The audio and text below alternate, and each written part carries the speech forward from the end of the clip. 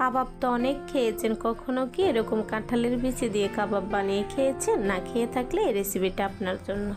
আর আমি নিজে খাওয়ার আগে বুঝতে পারি না কাঁঠালের বিচির কাবাব খেতে এত মজা হয়। আসসালামু আলাইকুম, সবাইকে আবারও স্বাগতম হোম ব্লগ কুকিংয়ে। আপনারা সবাই কেমন আছেন? আশা করি কাছে কিংবা দূরে, দেশ কিংবা বিদেশ, যে যেখান থেকে আমার ভিডিওটা দেখতেছেন আল্লাহর অশেষ মেহেরবানিতে অনেক অনেক ভালো আছেন, সুস্থ আছেন। আমি আবারও চলে আসলাম আপনাদের জন্য একেবারে নতুন একটা রেসিপি নিয়ে। আর আমাদের আজকের রেসিপি হলো কিভাবে কাঁঠালের বিচি দিয়ে সীমা কাবাব বানাবেন। তার জন্য আমি সবার প্রথমে 2 কাপ কাঁঠালের বিচি চামড়া ছিলিয়ে ভালোভাবে পরিষ্কার করে নিয়েছি। আর এখন এগুলো আমি প্রেসার কুকারে সিদ্ধ করে নেব। তার জন্য 1 চা চামচ আদা রসুন বাটা দিয়ে দিয়েছি, আর দিয়ে দিলাম হালকা হলুদের গুঁড়া, আর একটু করে তেল, পরিমাণ মতো লবণ, আর পানি দিয়ে দিলাম পরিমাণ মতন। আমি এটা প্রেসার কুকারে সিদ্ধ করেছি, তাই পানিটা কম লেগেছে। আপনারা যদি পাতিলে করেন পানিটা আরও বাড়িয়ে দিবেন। আমি হাই হিটে 1 শিশি আর মিডিয়াম হিটে 2 শিশ দিয়ে মোট 3টা শিশ দিয়ে কাঁঠালের বিচিগুলো নামিয়ে নিয়েছি। এতে করে কাঁঠালের বিচিগুলো খুব সুন্দর করে সিদ্ধ হয়ে গেছে, দেখে বুঝতে পারতেছেন।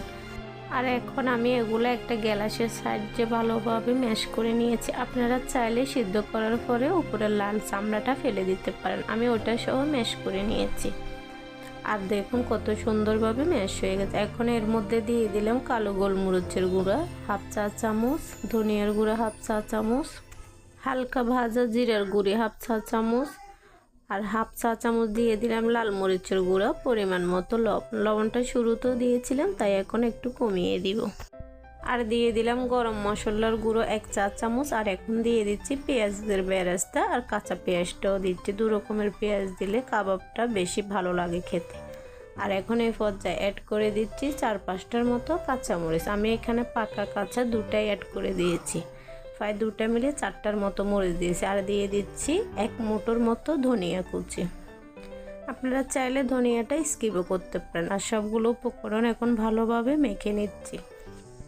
ভালোভাবে মাখানো হয়ে গেছে। আমি হাতটা পরিষ্কার করে হাতে একটু তেল মেখে নিয়েছি। আর দেখুন এখন কাবাবগুলো কিভাবে বানিয়ে নিচ্ছি। আমি যে সাইজে বানাবো ওই অনুযায়ী ব্যাটার নিয়ে নিয়েছি। আপনারা কমিয়ে বাড়িয়ে নিতে পারেন, সাইজ আপনারা আপনাদের ইচ্ছা মতোই বানাতে পারেন। দেখুন কত সুন্দর ও কালারফুল হয়েছে। আমি একইভাবে সবগুলো কাবাব বানিয়ে নিচ্ছি।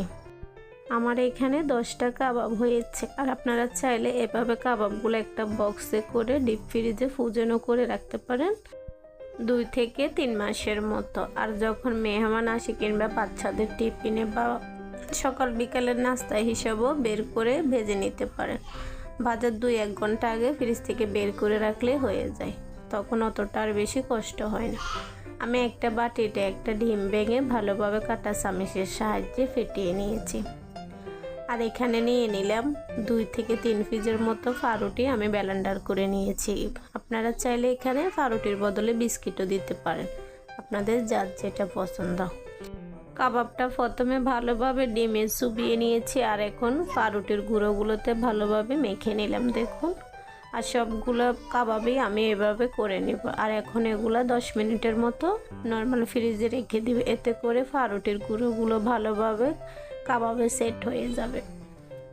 ফিরে আসলাম প্রায় 10 মিনিট পর। আমি আগে থেকে একটা কড়াইতে করে চুলায় তেল বসিয়ে দিয়েছি। তেলগুলো যখন গরম হয়ে গেল এর মধ্যে এক এক করে কাবাবগুলো ছেড়ে দিচ্ছি, আর ভালোভাবে উল্টিয়ে পাল্টিয়ে ভেজে নিচ্ছি।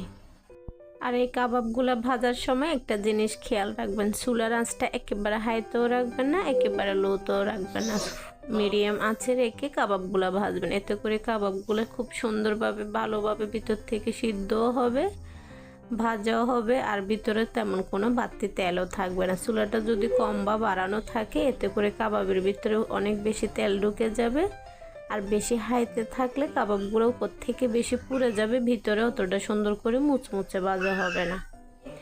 আপনাদের সাথে কথা বলতে বলতে উল্টিয়ে পাল্টিয়ে আমার কাবাবগুলো ভেজে নিলাম। আর এখন দেখুন একটা ছাঁকনির সাহায্যে চেকে চেকে তুলে নিচ্ছি। কাবাবের কালারটা কত সুন্দর ও কালারফুল হয়েছে দেখুন।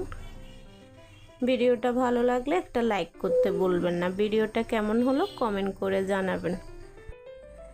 আজকের জন্য এইটুকুই, দেখা হবে পরবর্তী কোনো নতুন রেসিপি নিয়ে। ততক্ষণ সবাই অনেক অনেক ভালো থাকবেন, সুস্থ থাকবেন, সবাই সবার জন্য দোয়া করবেন। আল্লাহ হাফেজ, আসসালামু আলাইকুম।